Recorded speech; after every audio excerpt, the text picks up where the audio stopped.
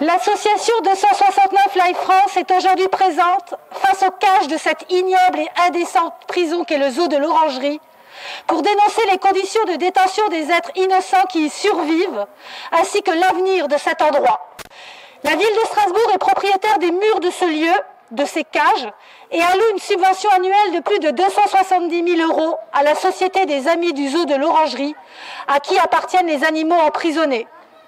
Cette subvention annuelle est versée depuis 2015 sous réserve d'un changement réel de la politique du zoo. Quelle est la légitimité d'une pareille subvention prélevée sur les deniers publics? Nous, administrés, sommes en droit de savoir quel usage est fait avec l'argent de la collectivité. Nous exigeons plus de transparence. La dernière réunion du groupe de travail de la ville chargé de définir le projet de réaménagement de ce zoo s'est tenue dans un bus le 28 septembre 2017. Il y a plus d'1 an et depuis, plus rien. 2 projets étaient en discussion.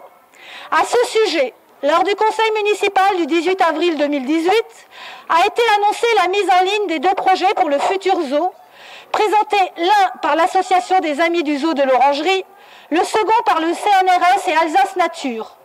Ces 2 projets proposant toujours la captivité sans légitimité d'individus qui n'ont commis aucun crime pour se trouver derrière les barreaux. La mise en ligne de la description des projets ainsi que le lancement d'un questionnaire à destination des Strasbourgeois et Strasbourgeoises, élaboré par les porteurs des projets, devait avoir lieu en mai 2018. Il s'inscrivait dans les objectifs de la consultation auprès du grand public annoncée en septembre 2016. Cette consultation publique n'a jamais eu lieu, malgré les promesses des élus. La ville avait annoncé sa volonté d'évoluer vers un zoo offrant davantage d'espace aux pensionnaires, en privilégiant une faune européenne et locale. L'association des Amis du Zoo de l'Orangerie semble faire fi de ce souhait. En témoigne la naissance, cet été, d'un petit wallaby, une espèce ni européenne ni menacée. Il est temps de soumettre le versement de cette subvention à l'arrêt de la reproduction et au placement immédiat dans des refuges et sanctuaires des êtres emprisonnés, ayant besoin du maximum d'espace et de conditions plus dignes de vie. La cage des singes, les macaques, il y a tout le temps des bébés dedans. Pourtant, la cage n'est pas extensible. Posez-vous la question de savoir ce que deviennent les individus de cette cage. Ces macaques sont issus du centre de Niederhausbergen, le centre de primatologie. Et ils repartent, n'en doutez pas une seule minute, pour des expérimentations animales.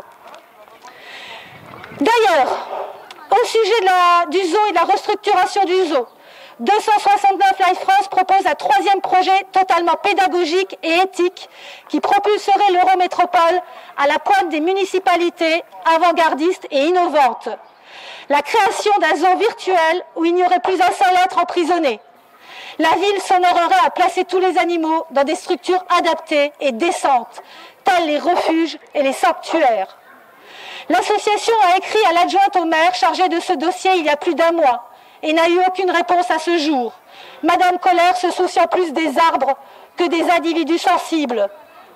Autre preuve du peu d'intérêt de nos élus pour les conditions de vie des êtres qui y sont enfermés. Le zoo ne fait qu'entretenir le regard porté sur les animaux autres que les humains, qui permet de mépriser les intérêts qui sont les leurs et qui est une des causes de leur extinction.